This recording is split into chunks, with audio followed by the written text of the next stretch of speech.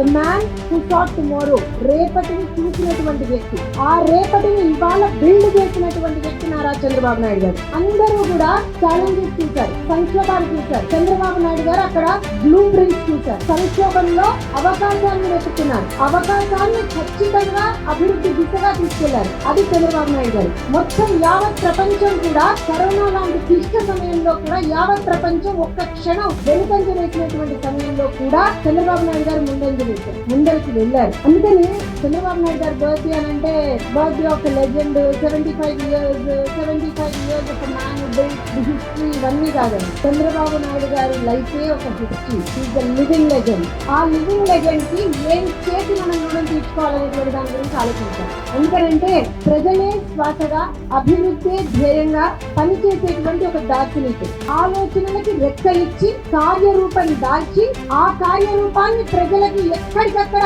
అంటే ఆ రిజల్ట్స్ ని అందించేటువంటి ఒక నాయకుడు, స్వాప్నికుడు, దార్శనికుడు. నాకు తెలుగు అంత బ్రహ్మాండంగా రాదు కానీ వచ్చిన దాంట్లో కొంచెం పదాలు అయితే చెప్పగలుగుతున్నాం. అలానే ప్రజానాయకుడు, ఆంధ్రప్రదేశ్ రాష్ట్ర ముఖ్యమంత్రి వర్యులు, తెలుగు ప్రజల ఊపిరి,